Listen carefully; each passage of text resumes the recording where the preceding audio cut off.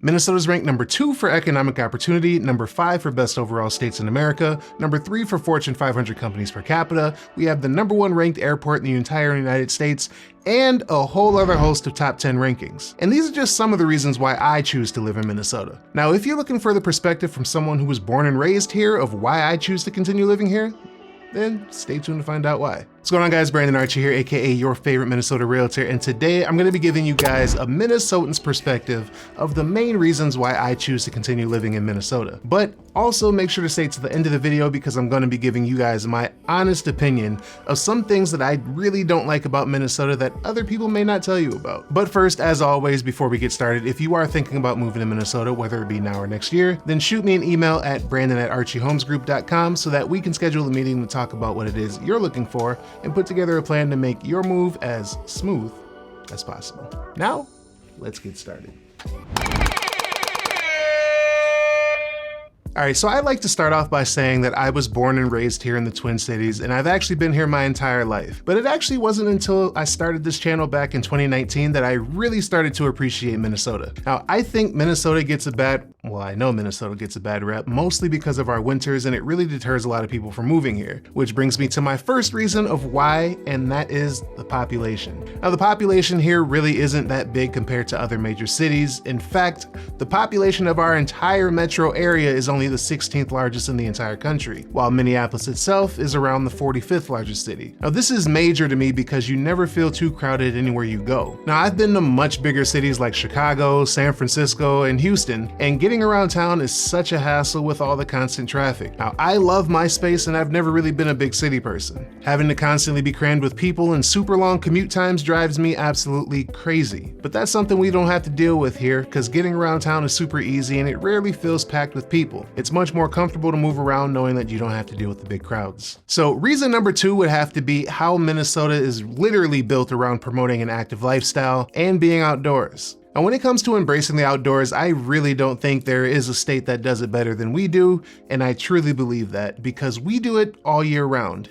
Yes, even in the winter. Now, there are parks everywhere you turn, and there are also the regional parks in the Twin Cities that are maintained by the Three Rivers Park District. And they have activities all from biking trails to snowboarding and everything in between. And if you like water activities, we're not called the land of 10,000 lakes for no reason. You'll see people enjoying their boats, jet skiing, ice fishing, and everything else you can name. But it isn't just the Twin Cities area. There are places like Cuyuna, which is a biker's dream city, because Cuyuna probably has some of the best mountain biking trails in the state. The Duluth area is great as well, with places like Gooseberry Falls for hiking and camping. Overall, there's no shortage of opportunities to be around nature and just enjoy being outside. And the best part about it is that you really don't have to travel too far for any of these things, even if you're in the city. My third reason is something that you probably heard me say before in previous videos, and that is that we have all 4 seasons.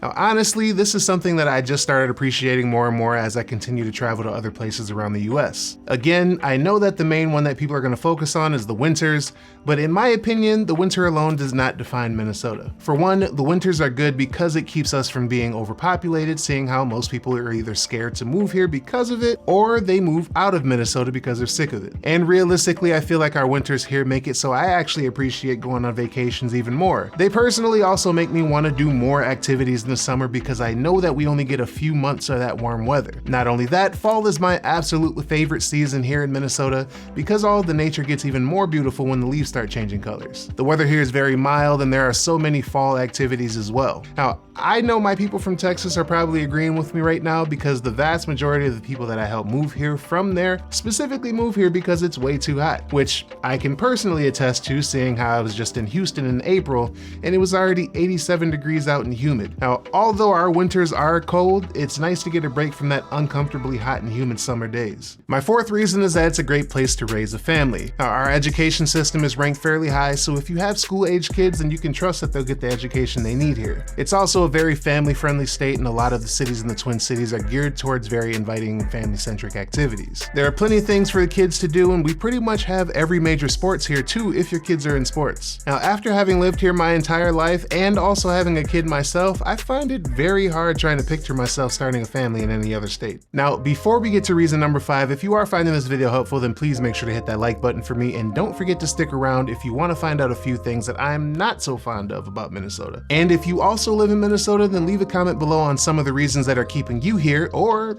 some of the reasons that are making you leave. Okay, so reason number 5 for me would have to be how friendly the people here are. Now, starting a conversation with a random stranger here is extremely easy, and people here are genuinely nice. Now, I've had instances where my car is broken down the side of a busy street, and I've had multiple people stop to help me push it into a safe spot. I've gone to bars by myself and had whole conversations with randoms that ended up with me chilling with them all night. I've even had random people come up to me at grocery stores to ask me what my workout routine is. Can you blame him?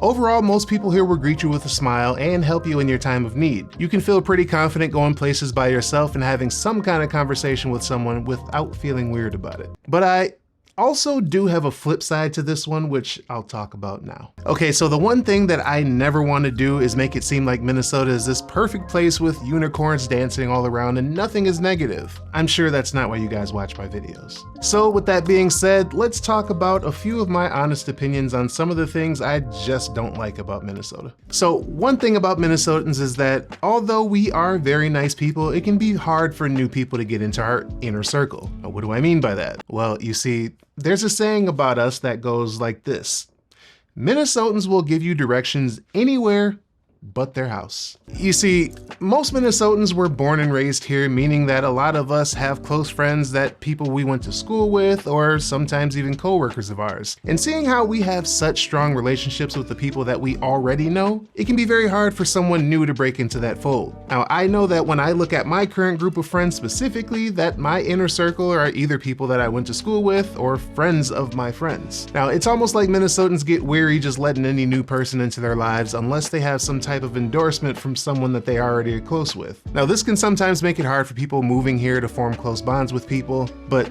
don't get me wrong, it can happen. Just don't expect someone you just met to invite you over to dinner after the first week. Now, the second thing that I don't like about Minnesota is seasonal depression. And this is not something that I'm joking about, and I'm sure I'll have some fellow Minnesotans in the comments agreeing with me. Now, Minnesota does daylight savings time, which starts in the winter, or ends in the winter, however it works. All I know is that daylight savings time is stupid. Anyway, just imagine it being super cold here, and on top of that, it's getting dark at around 5 o'clock every single day. Now, if you're someone who works 9 to 5, that basically means it's dark outside when you wake up for work, and it's also dark when you get off of work. Now, combine that with it being so cold out that you don't even want to do anything outside, and boom!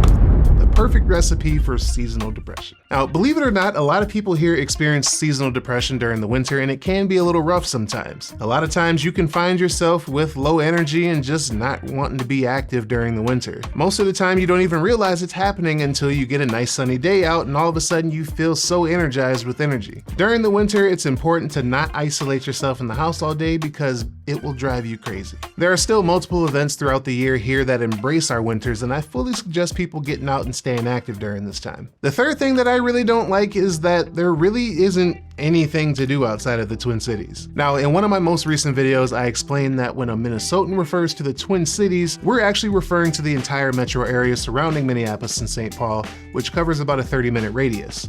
And if you haven't seen that video, you can watch that here. But once you get outside the Twin Cities, it starts to get pretty rural. And that also means that the selection of things to do gets very limited. Now, I envy states like Texas and California that have multiple big cities and offer different experiences and endless things to do. For instance, while we were in Houston earlier this year, we actually took a day trip down to Galveston, which was an hour away. Now, we even thought about driving out to Dallas for a couple days, which is only 3.5 hours away, but while we didn't end up actually doing it, it was just nice to have the option to if we wanted to. Meanwhile, here in Minnesota, an hour away will get you nothing but small towns and farmland. But luckily, the Twin Cities area is big enough to stay occupied with events and stuff like that. But if you're planning on living farther away from the Twin Cities, then you may be a little bored unless you don't mind driving. Now, of course, there are cities like Duluth and Rochester that are outside the Twin Cities that do offer more options, but as a general rule of thumb, the rest of Minnesota isn't really that interesting aside from state parks and other outdoor activities. Now, these are just some of the reasons why I choose to continue living in Minnesota, but if you want a deep dive on what it's really like living in the Twin Cities,